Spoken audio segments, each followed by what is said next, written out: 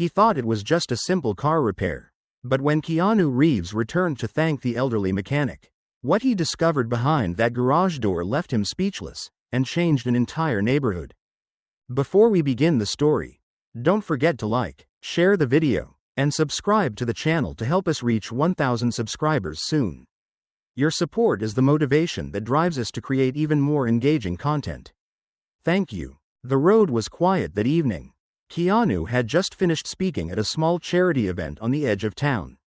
He liked driving himself, no cameras, no entourage, just the hum of the tires and a little peace. But peace has a way of being short-lived. His car shuddered once, then again. The engine coughed, stuttered, and died, right there on a stretch of two-lane highway, bordered by sycamores and silence. He coasted to the side, shifted into park, and sat there a moment, staring out at the long road ahead. No service on his phone. Of course not. Too far out. He got out, popped the hood. Not that he expected to know what he was looking at, and then caught sight of something across the street. An old repair shop. Small and weathered, like it hadn't seen fresh paint since the Reagan years.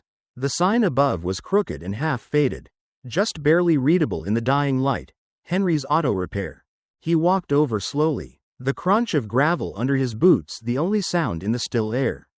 The place looked deserted. Leaves blanketed the front lot. A rusted bicycle leaned against the sidewall. The glass on the front door was clouded, but not broken. Then the door creaked open. A man stepped out, 70, maybe older, his back slightly stooped but his eyes steady. He wore a stained work shirt with his name, Henry, stitched over the pocket. His hands were calloused, dark with years of oil and labor, and they rested calmly at his sides. "You need help?" the old man asked, his voice gravelly but kind. "My car just quit on me," Keanu said. "I didn't know if anyone was still open." Henry nodded like he heard that kind of thing all the time. "Bring it in. Let's take a look." Together, they pushed the car the short distance across the road. Henry moved slower than Keanu, but with purpose, like a man who knew every crack in the pavement beneath his feet. In the bay, under the harsh light of a single hanging bulb, Henry lifted the hood and poked around in silence. "You don't have to do this," Keanu offered. "I can call a tow." "I'm already doing it," Henry replied, not unkindly. "No sense talking me out of it now." It took him about 20 minutes. Long enough for Keanu to take in the room. Old posters on the wall. A shelf of used parts. A radio from the 70s resting on the window sill, humming low with blues guitar. This wasn't a business built on efficiency. It was built on time, and hands that knew what they were doing.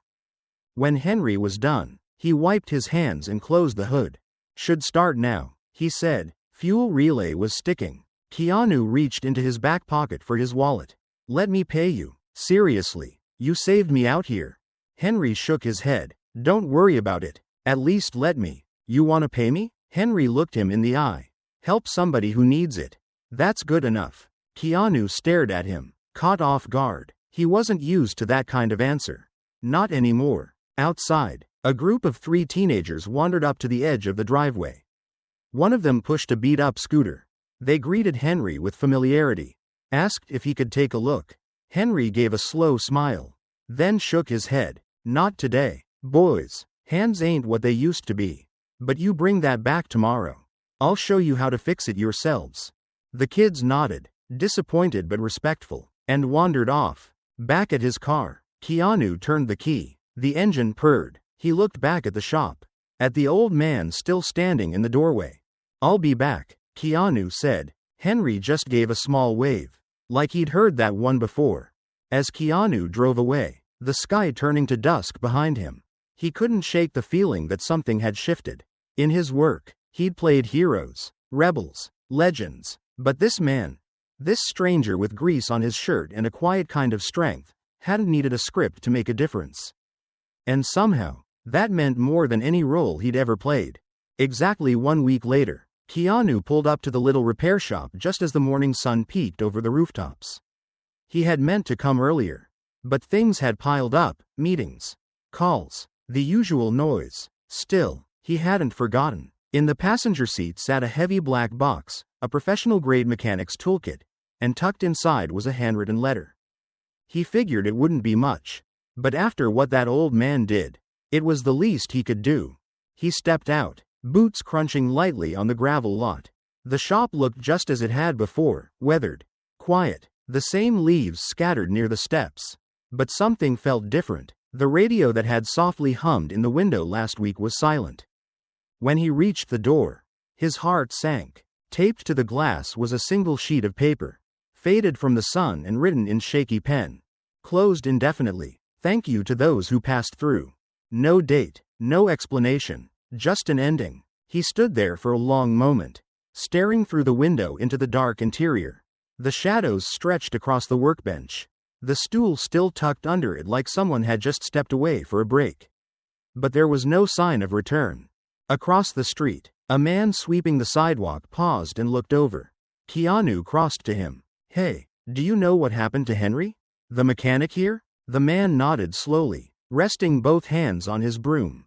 He's at Mercy General, he said. Heart trouble. Been pushing himself too hard for years. If you ask me. Keanu frowned. Does he have family? The man shook his head. Not that I know of. Used to be married. Long time ago. Wife passed. No kids. Shop's been his whole life. Should have shut it down years back. But he'd say, this place ain't just a job. It's who I am. Keanu thanked him and drove to the hospital. Mercy General was quiet that morning. A handful of people waiting in chairs by the front desk. He gave Henry's name and was directed to the second floor. Room 214. He knocked once, gently, before pushing the door open. Henry was lying in bed, propped up by two thin pillows. His skin looked paler than before, and his hands, those hands that had handled so many engines, rested quietly on the blanket. But when he saw Keanu, his face lit up with that same calm warmth. Well, he said, voice rougher than before, you came back. Keanu stepped closer, setting the box on the chair beside the bed. Of course I did. Henry looked at it, then at Keanu. You didn't have to bring anything.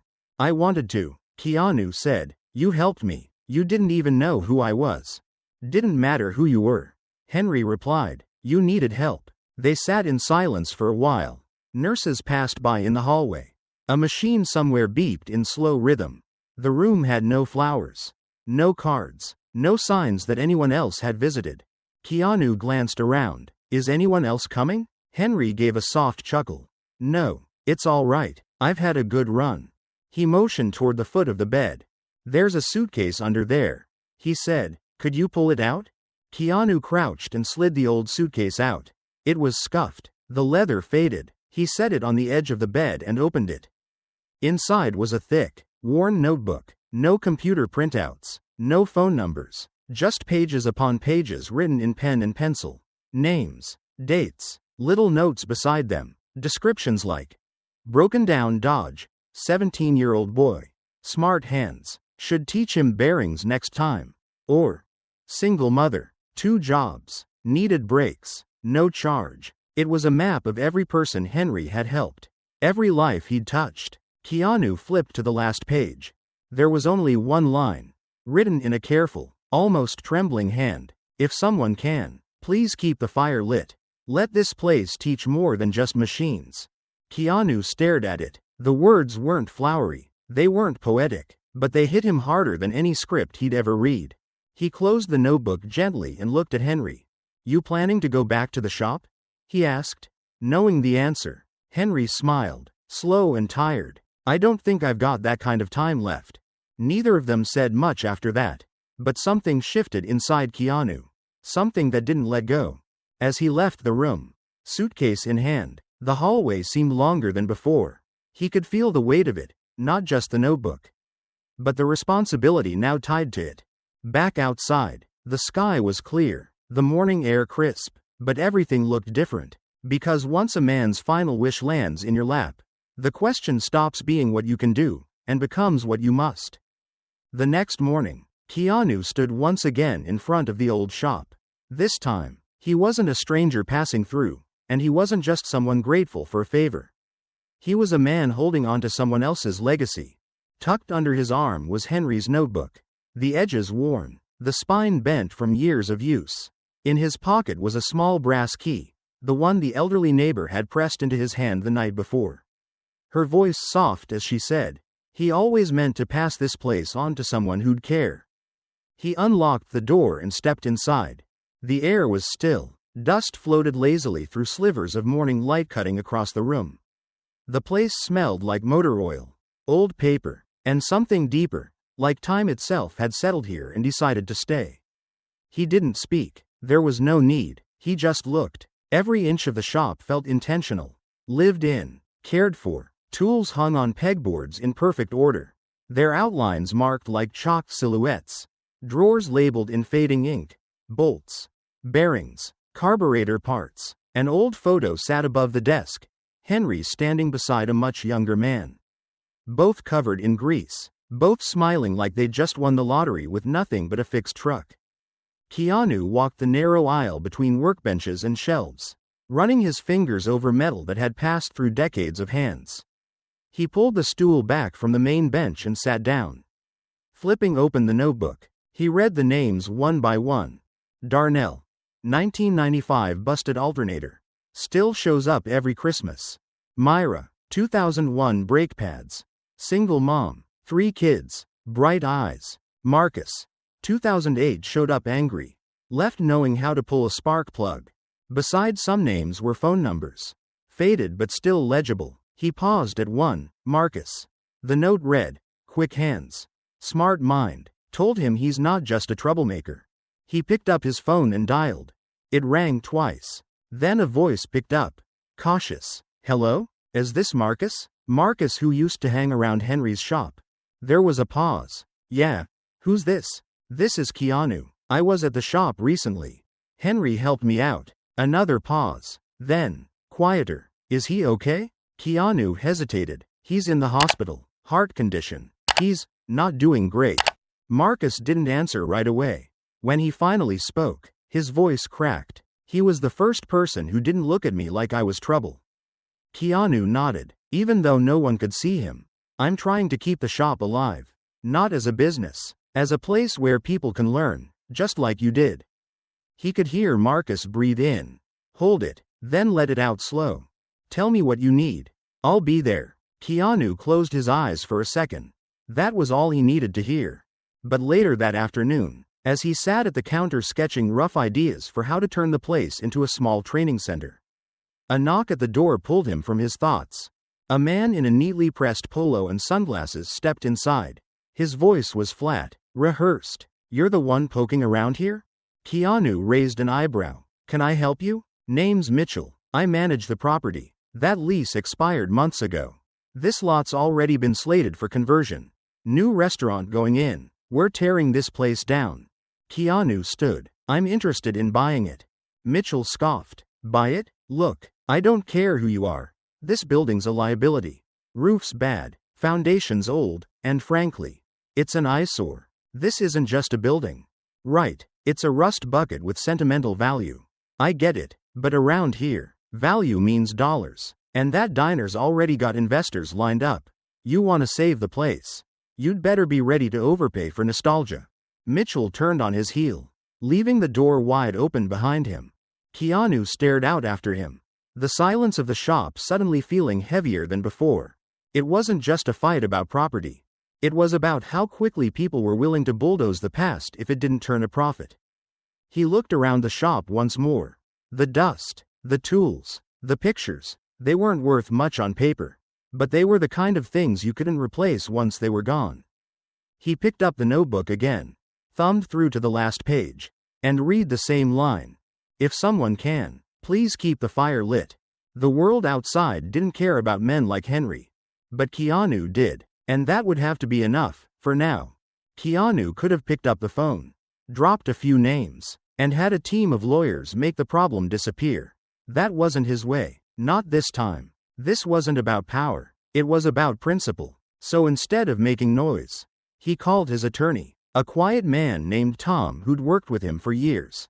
"I'm not trying to stir up a fight," Keanu told him, "but I need to know if there's any legal ground to stand on.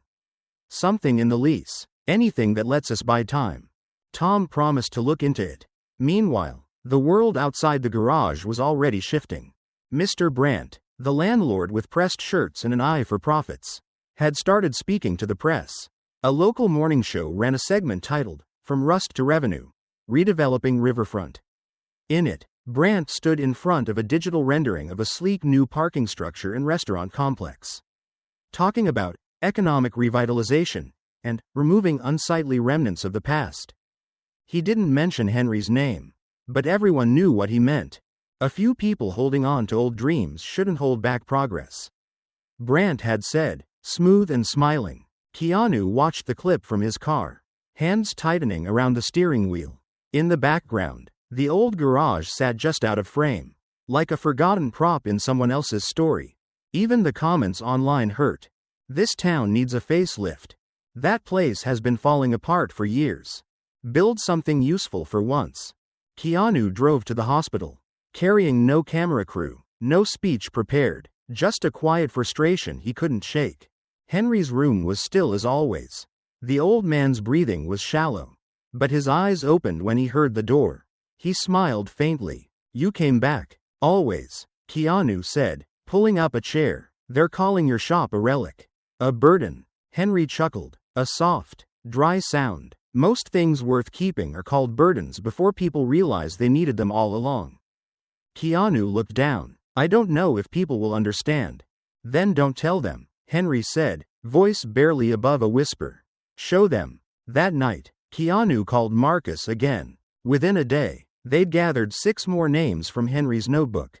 Former students, employees, even a guy who once spent a summer sweeping the shop floor to stay out of trouble.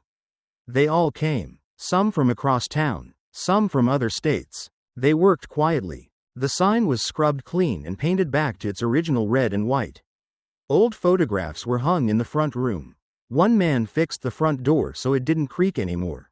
Another rebuilt the teaching bench Henry used to train them all. They didn't ask for permission. They just did it. The following afternoon, a group of high schoolers passed by, their bikes parked crooked along the sidewalk.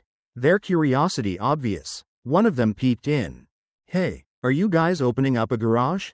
Marcus turned, wiping his hands on a rag. "Not yet, but maybe one day." "Will you be teaching?"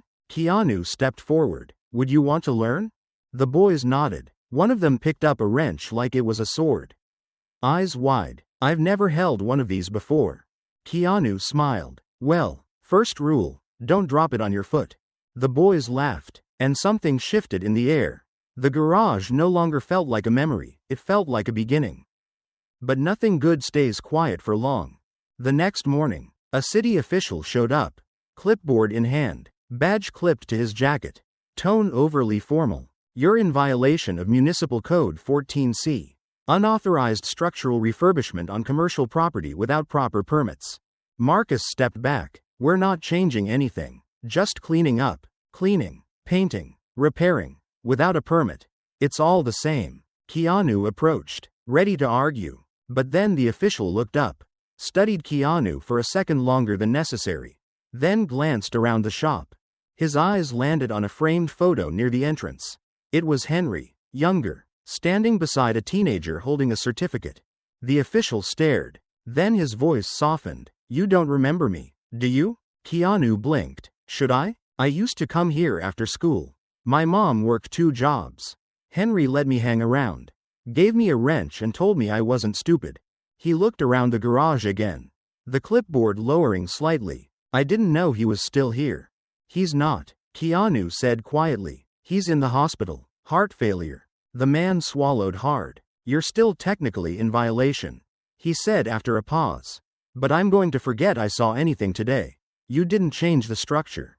You just dusted off the past." Keanu nodded, grateful but cautious. "Thank you." The man started to turn away, then stopped. "You know, if you want to make this official, there's a community preservation grant coming up. Not many people know about it. But you've got a story worth telling." And with that, he walked out. Keanu looked around the shop, at Marcus, at the others, at the boys outside still playing with tools like toys, and felt something shift. This wasn't just about saving an old place. It was about reclaiming something more. Daniel walked into the shop with the kind of stiff posture that made people straighten up instinctively. His city-issued folder was tucked under one arm.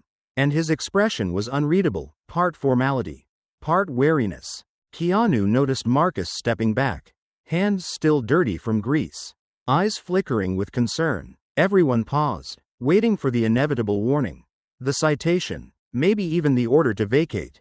But Daniel didn't speak right away.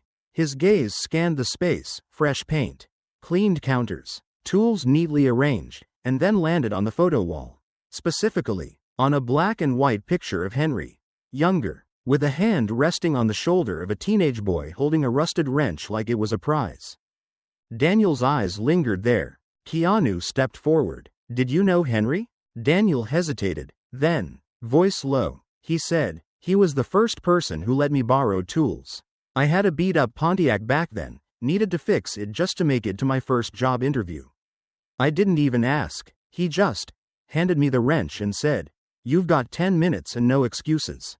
No one said a word. There was no need." Daniel cleared his throat. "Technically, you're in violation, but I'm going to dig through the old permit files.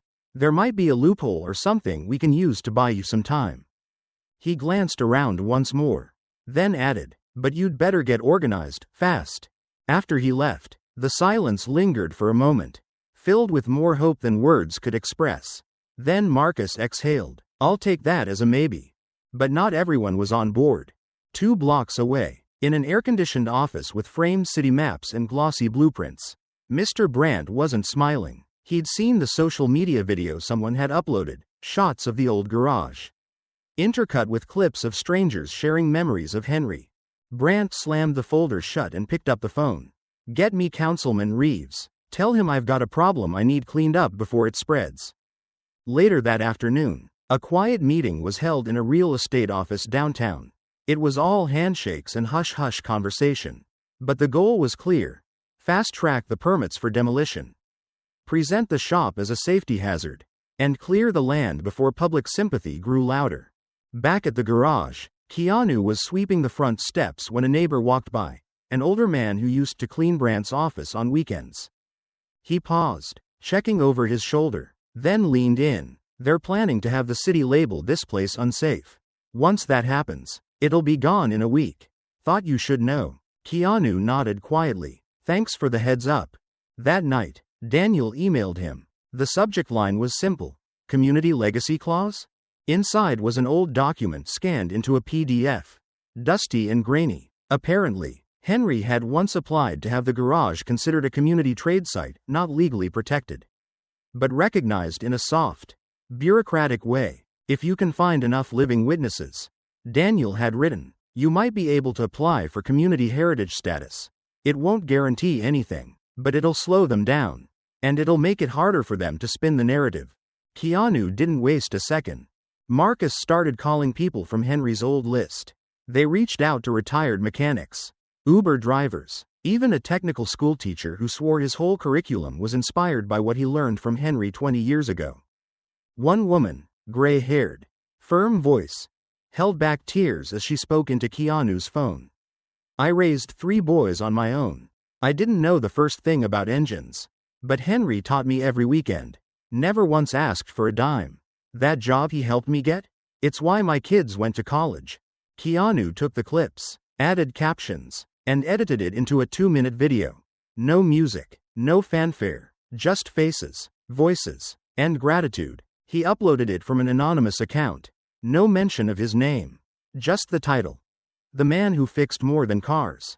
Within 24 hours, it spread like wildfire. People didn't just watch, they shared their own stories.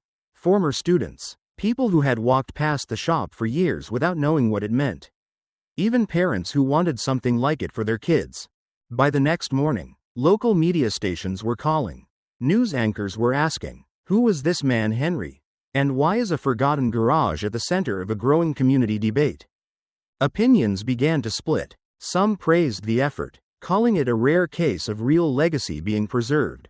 Others, egged on by Brandt's allies, argued the city needed modernization, that the garage was sentimental clutter in the way of progress.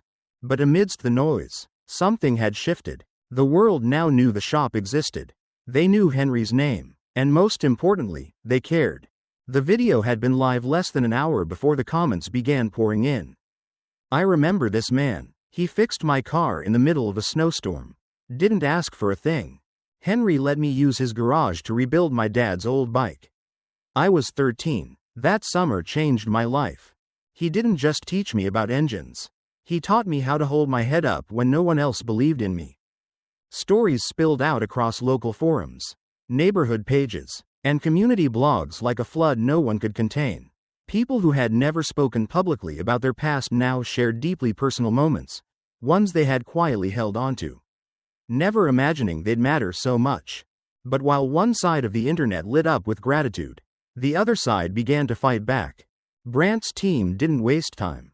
The next morning, articles appeared across several local business newsletters and development-focused blogs, all sounding suspiciously alike. The garage has sentimental value. One piece read, but emotions cannot stand in the way of economic growth. Another called the place a relic with limited reach, claiming it helped only a handful of individuals, while the proposed commercial center would create hundreds of jobs. The language was sleek, polished, even persuasive. Some people began to waver. At the next city council meeting, a new motion was introduced. If the garage didn't obtain official intangible heritage designation within 10 days, the lot would be cleared under emergency revitalization policy. Keanu, Daniel, and Marcus sprang into action. They gathered paperwork, video testimonies, photos, even handwritten letters, but each form they submitted hit an invisible wall: lost files, delayed stamps, confusing new regulations that seemed to change by the hour. Then Daniel found the pattern. One of the senior administrators overseeing the paperwork had ties to Brandt's firm, an old college buddy. Now embedded deep in the approval chain, requests were being stalled quietly, with no denials, just silence. Keanu tried visiting City Hall in person, only to be told the person he needed was out of the office indefinitely. Calls went unreturned, messages sat unread. Meanwhile, the garage sat quiet again. Inside, the dust had begun to settle back onto the freshly cleaned counters. Marcus, usually so full of energy, started showing up late. Even Daniel looked more tired than usual. And Keanu, he felt it, too. There were days when he asked himself whether this was just a detour, a side quest he should have left behind. He could have been anywhere else, working, filming, living his life out of the public storm. But then came a knock on the shop's side door. It was a boy, 16 or 17, holding a tablet and nervously glancing around like he wasn't sure if he was supposed to be there. His name was Jonah, a high schooler who'd been one of Henry's last informal students. "I've got something," Jonah said, pulling up a video. "I took this a couple years ago. We weren't supposed to be recording. But I wanted to remember how he explained stuff. I didn't think it'd be important. Not like this." The footage showed Henry kneeling next to an old pickup, gently guiding Jonah and 3 other teenagers through the process of replacing a brake caliper. His hands moved with calm precision, his voice steady and patient. There was no performance, no stage, just teaching, just care. The timestamp, the faces, the garage, everything was unmistakably real. Keanu didn't say a word. He just took the tablet, copied the file, and nodded. That night, he sat at his desk for hours, watching the clip over and over. Then, for the first time since all this began, he decided to step into the light himself. On his verified social media account, he uploaded the video and wrote, "This is the man some are calling an outdated obstacle to progress. I call him a quiet hero. Watch this, share it, and ask yourself, what kind of city are we building if we erase people like him?" He hit post. The response was immediate. The video reached over 1 million views in less than a day. It was picked up by local news outlets, then statewide stations. Radio talk shows invited callers to share stories about community mentors. Newspapers ran profiles titled, "The Garage That Taught a City." People began visiting the shop, just to take photos, to leave notes, to offer help. Someone painted a mural of Henry on the back wall. Someone else offered to start a scholarship fund in his name. But more than that, the conversation changed. No longer was it about sentiment versus economics. It was about values, about who we remember and who we erase, about whether progress meant building over the past or building with it. For Keanu, It wasn't about winning or losing anymore. It was about standing beside something that mattered, and refusing to step away. And now, the city had no choice but to face that same decision. The sun hadn't even risen when the front page of the local paper hit doorsteps with a bold headline: "The Mechanic Who Changed a City." By mid-morning, national outlets picked up the story. Morning talk shows shared snippets of Henry's voice teaching teenagers how to hold a wrench. Even late-night hosts gave it a nod, turning a quiet man in a dusty garage into a symbol of decency in a time that seemed to have forgotten it. In the heart of the momentum, a group of Henry's former students launched a petition, calling for the garage to be designated a community heritage site. The petition raced past 10,000 signatures in just a few hours. Then 100,000 within 2 days. People weren't just signing, they were writing. Messages poured in from across the country. Single moms who fixed cars thanks to Henry's teachings. Veterans who found purpose again in his shop. Teenagers who didn't drop out because of what they learned in that garage. The city council could no longer ignore it. A special session was called to reassess the demolition order. The council chamber was packed, standing room only. Reporters lined the back wall. Keanu sat near the front, beside Daniel and Marcus. They weren't just representing a building. They were carrying the weight of every voice that had spoken out. Then Brant stood, polished, confident, with his silver tie and subtle smirk. He raised a thick file in his hand like it held the final word. "Ladies and gentlemen," he said, "this isn't about emotions or nostalgia. This is about legality. According to these documents, Mr. Henry Bell was never registered as a licensed vocational instructor. Furthermore, there is no formal documentation proving his garage was an accredited learning space. We're talking about unregulated labor, undocumented instruction. If we reward that, what precedent are we setting?" Gasps rippled through the crowd. Keanu felt the air shift.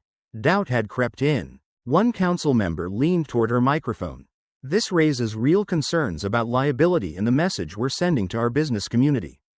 Another nodded. "If we start recognizing informal garages as schools, what stops every other operation from claiming the same?" The conversation was slipping fast. It wasn't just about the garage anymore. It was about fear. Of setting the wrong example. Of breaking a mold that had been in place too long to question. Then Keanu stood. He didn't have papers in hand. He didn't need them. Mr. Bell never asked to be anyone's hero. He began. He didn't register his kindness. He didn't label his compassion. He just opened his doors. And what came through? Kids. Struggling parents. Ex-cons. Dropouts. They left better than they came in. We're not here because he followed every rule. We're here because he filled a space the system left empty. And if that's illegal, maybe the law's missing something. He didn't raise his voice. He didn't shout. But the room went silent. Just as Keanu sat back down, a voice came from the rear entrance of the chamber. "Excuse me." Heads turned. An older gentleman stepped forward, walking slowly but with purpose. He held a slim folder under his arm. His face was familiar to some. Drive. Walter Higgs, President Emeritus of the Eastwood Technical Institute.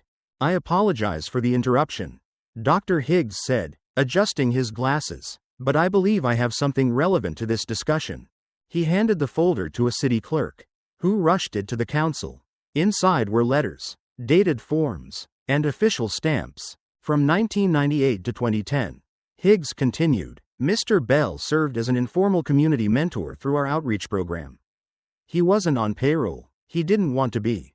But he opened his garage every Wednesday and Saturday to students referred by our staff. This is a letter of recognition we issued to him in 2011.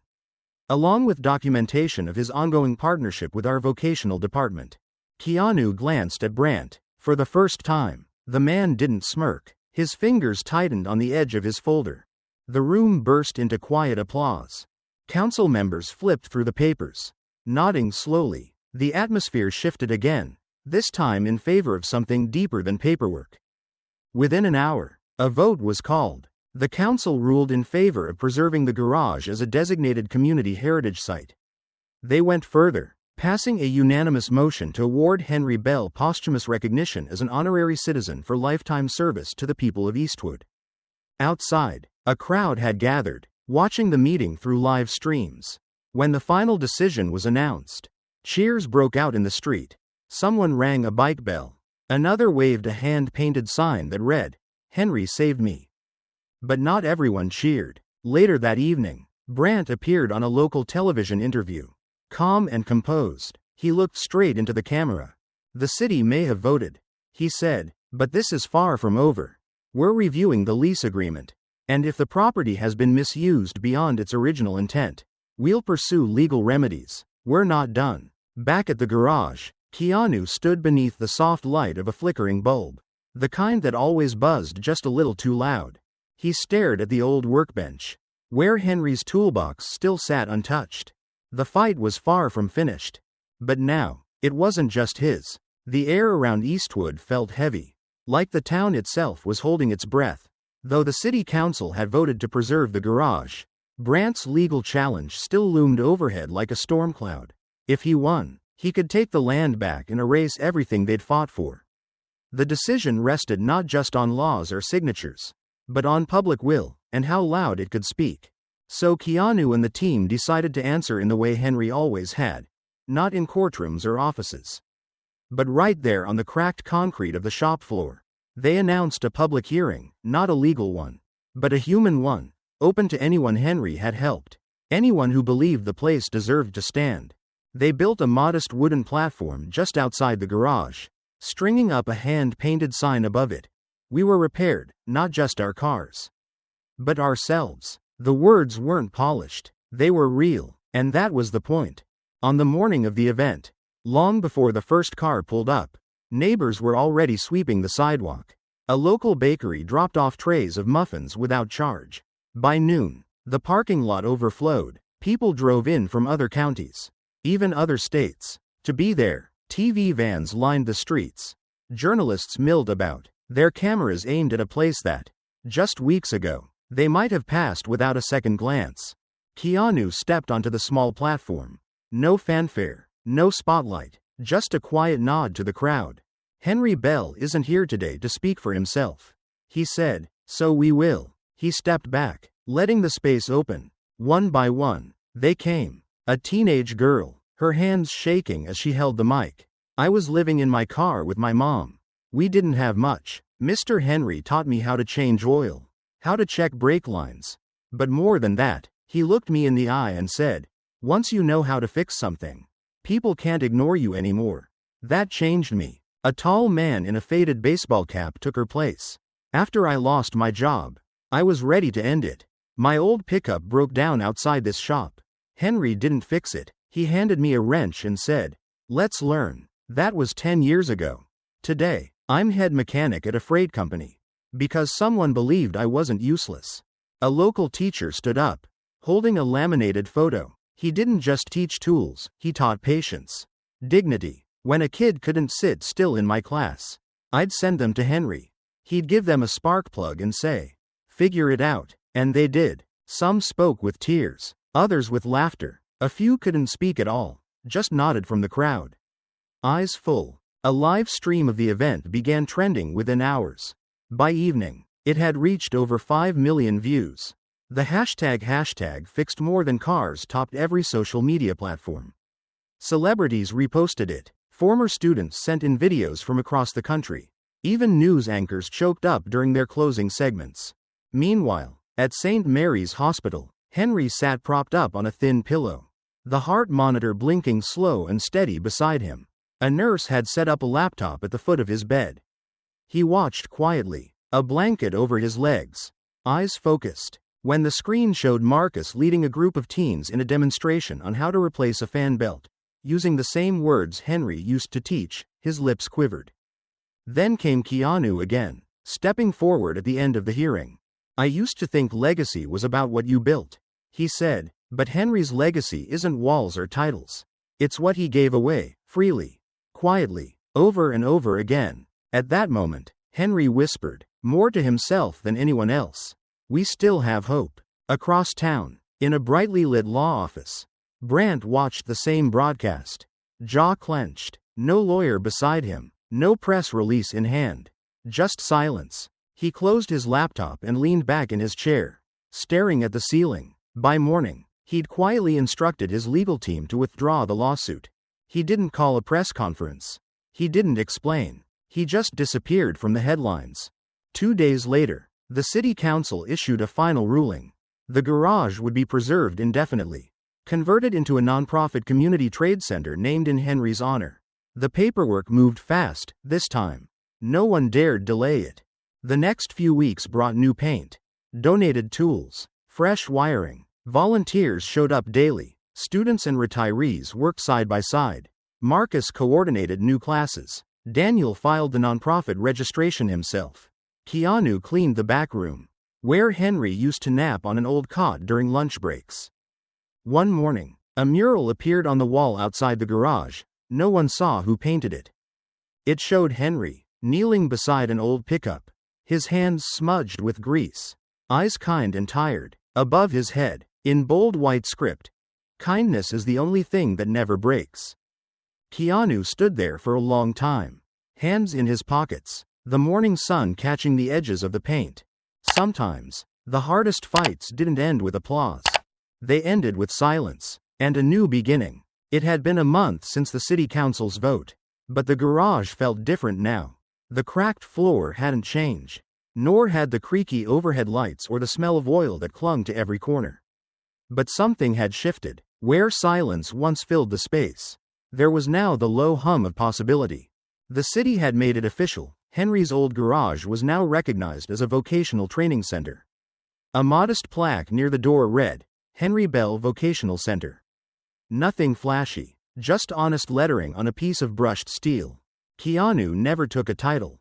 He refused to. Instead, he stepped back, handing leadership to Marcus and a small group of Henry's former students, those who had once sat cross-legged on the cold floor, learning to change spark plugs and, unknowingly, their own stories. They crafted a curriculum that didn't start with rules or lectures.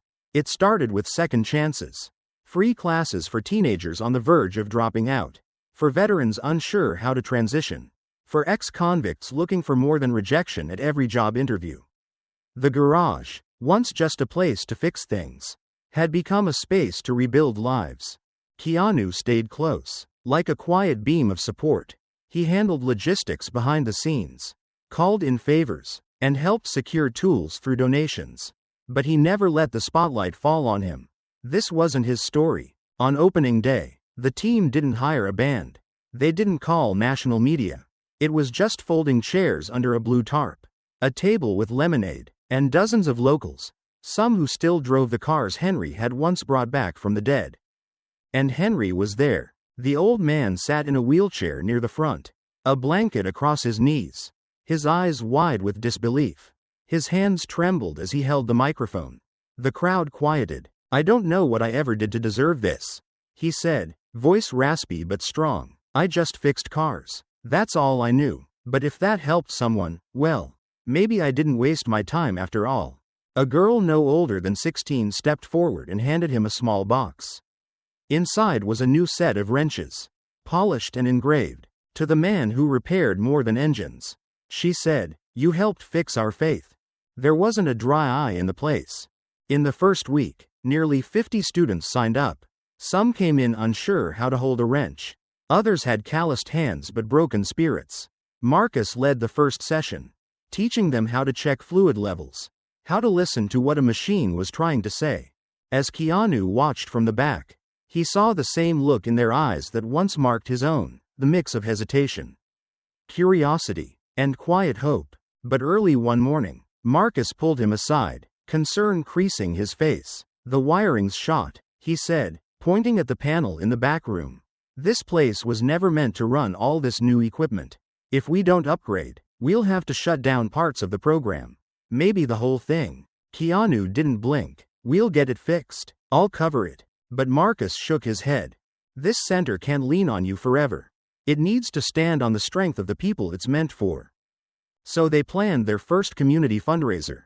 Nothing fancy, just homemade cookies, basic car diagnostics, and a crash course in how to jumpstart a dead battery. The team gave everything they had. Kids painted signs, volunteers grilled burgers. One local DJ showed up with old speakers and kept the music light and hopeful.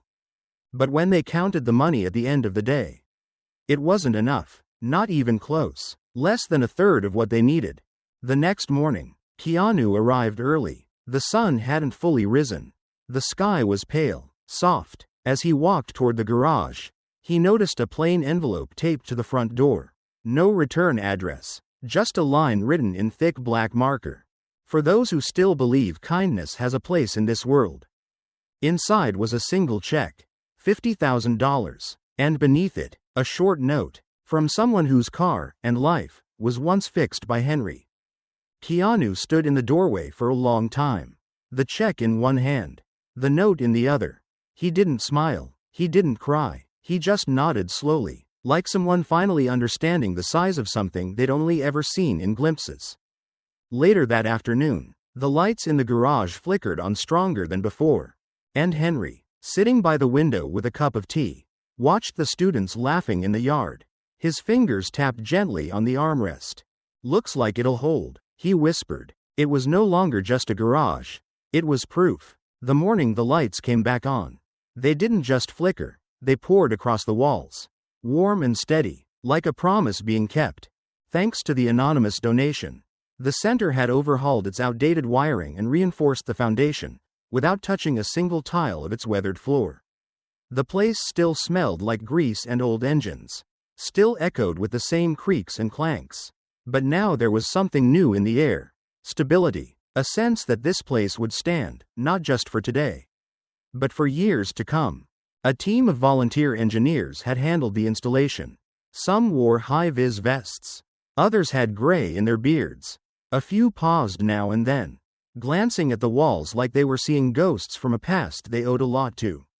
Many of them, it turned out, had sat on overturned milk crates years ago, learning torque specs from a soft-spoken man in coveralls who refused to take a dime.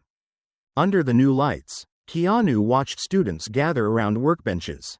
They fumbled with sockets, held diagrams upside down, asked awkward questions, but they stayed. They wanted to be there. And in the rhythm of those first clumsy attempts, he remembered something Henry once said: "Not everybody needs college to turn their life around. Sometimes, all it takes is one person to say, 'I believe you can do something,' then show you how to do it the right way." The world was beginning to notice. An educational network reached out with an invitation: feature the center on a community development reality show. Keanu, true to form, declined to appear. "This story doesn't need my face," he said. "Let Marcus tell it." So Marcus did. Under the studio lights, his voice held steady, his story clear. "I didn't have much," he told the interviewer. "Just a pair of hands and a man who told me they were enough." Henry never wanted a statue. He just wanted to believe the world could still believe in people like him. After the episode aired, letters began arriving, dozens at first, then hundreds. Some were typed, others written in looping cursive, folded carefully into envelopes from Alaska, Ohio, even outside the country. They came from teachers, former inmates, single parents, and lonely teenagers. Some wanted to say thank you. Others asked how they could start something similar in their own towns. A journalist dubbed it the Henry Model, a place that didn't just teach skills, but helped people believe their labor mattered, where dignity wasn't handed out as charity, but rebuilt with every bolt tightened, every spark plug replaced. A week later, Keanu was asked to speak at a national conference on vocational education. He stepped up to the podium in a quiet room full of executives and policymakers, adjusted the mic, and said only one thing: "I didn't build this. I just had my car fixed by a kind old man and realized I had to do something with the kindness he gave me." That was all. Back at the center, life moved quietly forward, until it didn't. One morning, Marcus got the call. Henry had passed in his sleep. No pain, no ceremony, just a quiet departure, like the closing of a well-worn shop door at the end of the day. He hadn't left a will. No final words, only his worn notebook, kept close by his bed. Pages filled with names, people he'd helped, notes about their lives, sometimes just a date and a small smiley face beside it. The memorial was held at the garage. There were no floral arrangements flown in, no marble plaques, no dramatic music, just folding chairs, a pot of coffee in the corner, and people taking turns to stand and speak, not about loss, but about repair. A teenage student, one of the newest in the program, stood near the end. His hands trembled slightly as he spoke. Mr. Henry didn't teach me how to live. He just taught me how to tighten a bolt properly. And somehow, from that, I figured out the rest. Nobody needed to say more. That week, the sign outside the shop changed. Below the name, Henry Bell Vocational Center, a new line was added, painted in the same steady hand used to label every drawer inside. Where kindness is a required skill. The center moved forward, but not in the same way as before. After the memorial, everything felt quieter, more grounded. There was no more rush in the air, no urgency to prove anything. What remained was something deeper. The shop had become more than a place to fix engines. It had become a living memory, a space that honored a kind of man you didn't see much anymore, gentle, humble, and steady as stone. A week later, Keanu came by early. Before anyone else arrived, he sat alone on the wooden bench out front, watching sunlight stretch across the old concrete floor, turning dust into gold. Inside, tools still hung where they always had. Nothing felt out of place. Yet everything felt change. Above the workbench, Henry's photo was now framed in rough wood. Beneath it, a note written in a student's careful hand had been pinned to the wall. It read, "You never needed to be famous, because you were already great." The words lingered in the room like a whisper. Marcus stepped out, holding a stack of letters. "These just came in," he said, "from new students. Some of them used to be high school dropouts. Others couldn't get a job anywhere else. They're all saying the same thing. This place gave them a reason to start over." Keanu flipped through a few. One stood out. It was from a boy whose family had immigrated just 2 years ago. His handwriting was shaky, but his message was clear. "I used to think fixing cars was a low job. Now I know. Doing a small thing right can change something big." Keanu didn't speak. He just sat there for a while, letting the words settle inside him. He thought of Henry in that hospital bed, how his eyes had held no fear, no sadness, just quiet satisfaction. That rare look of someone who had nothing left to prove. Later that afternoon, a visitor arrived, unexpected and steady on his cane, accompanied by a younger man helping him across the lot. He was close to 80, maybe older. His eyes, sharp beneath thick gray brows, scanned the shop like he was looking into a familiar past. "I taught Henry how to tighten his first bolt," he said, voice hoarse but warm. "Back in 1965. He was a skinny kid with too many questions. Never thought he'd stay with it, but he did." People in the room grew still. None of them had ever heard this part of Henry's story. The old man pulled a notebook from his coat, worn at the edges. The paper inside yellowed and soft. "He said he wanted to carry on what I started." The man continued, setting the book gently on the work table. "Looks like you all are doing the same for him now." Keanu opened the notebook. Inside were names, handwritten notes, bits of advice scrawled across margins. On the last page was a single line.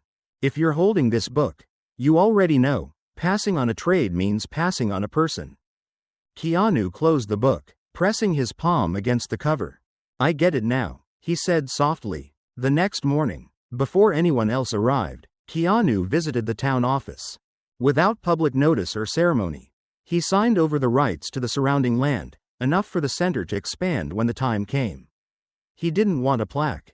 Didn't even tell the press. Just made sure it was done. When Marcus asked him later what he'd been up to, Keanu smiled faintly. "I used to be the guy getting his car fixed," he said. "Now, I guess I'm just clearing the road for someone else." Marcus grinned, handing him a wrench to hang on the wall. "And we'll make sure they know how to take care of it." A year had passed since Henry's quiet departure, and the shop, now simply called the Henry Center, had grown into something no one could have imagined. It wasn't just a training ground for auto repair anymore. It had become a haven for people who had been shut out, overlooked, or cast aside. Former inmates, undocumented immigrants, high school dropouts. Here, they weren't seen as problems. They were seen as potential. The very first student from that first chaotic batch, the boy who had secretly filmed Henry teaching, was now a lead assistant instructor. He'd grown taller, more sure of himself, but his words still came from the heart. One morning, he took a piece of chalk and wrote across the concrete wall above the main workbench, Every bolt is a chance. Tighten it right, and hold on to your future. No one erased it. The center's story had made its way to national television. A major network ran a long feature titled, "Where Justice Needs No Robe, Just a Toolbox." Cameras panned over grease-stained hands, worn floor tiles, and the faces of people who now carried hope in their back pockets like a folded-up blueprint. A large technical college reached out next. They wanted to partner with the Henry Center to create a new nationwide curriculum, one that combined mechanical skills with moral grounding. They called it Skills with Soul. By this point, Keanu had stepped further into the background. He showed up less, spoke less, but the impact he'd helped spark kept spreading. One day, he received a letter from a young man in Nebraska. "I want to open a place like yours in my town." The letter read, "Where do I begin?" Keanu didn't send him a manual. He didn't give him a checklist. He wrote one sentence. "Start with the first person you choose to believe in." That spring, the Henry Center hosted its first annual gathering. No balloons, no celebrity speakers, just people who'd once been broken, now standing tall beside their workbenches. At the front gate, they hung a handmade banner. "We don't teach trades to create success. We teach trades to live with kindness." Inside the main hallway, two old notebooks sat side by side in a glass display, Henry's, and the one from the man who had taught him back in 1965. The pages were yellowed, corners worn down to soft folds. Ink faded in places, but every line was still readable. Underneath the display, a small bronze plaque read, "Justice doesn't always come from a courtroom. Sometimes, it comes from a hand that remembers which bolt goes where, and who showed them how to turn it just right." And whenever someone asked Keanu why he'd done all this, why he'd poured so much of himself into an old garage with peeling paint and secondhand tools, he always gave the same answer. "Because someone once fixed more than just my car." He'd say, eyes steady, voice soft, "They fixed how I saw the world." Sometimes, the smallest acts, like tightening a bolt or offering a word of encouragement, can echo louder than any grand gesture. This wasn't just a story about a mechanic and a celebrity. It was about how dignity, kindness, and quiet integrity can reshape lives, one person at a time. What about you? Have you ever met someone who changed your path in an unexpected way? Share your thoughts in the comments below. We'd love to hear your story. And if you enjoyed this journey, don't forget to subscribe to Shadow Secrets so you won't miss the next powerful story waiting to be told.